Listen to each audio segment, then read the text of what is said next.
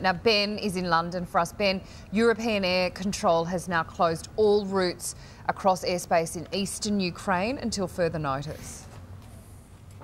Sam, that's right. There are hundreds of flights currently being diverted, and several airlines took the proactive step and rerouted their flights before the official order came down. Interestingly, despite the conflict on the ground in this region, it has been open for commercial airliners to go through for quite some time, simply because it's such an important route between Central Europe and Central Asia. We've just had confirmation in the past few minutes from Eurocontrol, which monitors air traffic and controls it across Europe, that MH17 was flying in what was open airspace. There had been some restrictions put in by the Ukrainian government due to safety concerns below their cruising height of 10,000 metres, or roughly 33,000 feet, but MH17 was in open airspace. This is, of course, only going to increase tensions in this ongoing conflict between the Russian-backed rebels in eastern Ukraine and the Kiev government. The president of Ukraine, who's only been in the job for a few months, came out and said this is not just a tragedy, it is an act of terrorism, firmly pointing the blame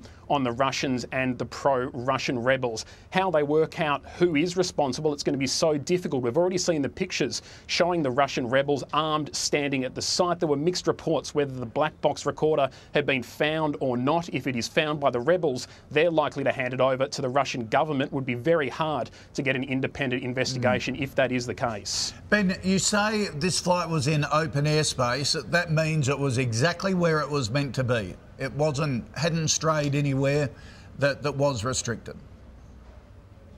That's right. That's what we're told from air traffic control, that the flight was operating as normal and it was a standard route. It's actually one of the busiest routes for commercial planes in the area. They describe it as a highway, so many going between Europe and Asia. And of course, it was still only open because the assumption was that perhaps planes travelling at that height would be safe from being targeted. But as we know, in the past few days, a couple of military aircraft have been brought down in the area. So it appears that was definitely not the case. Yeah, such a busy time for air travel over Europe at the moment too.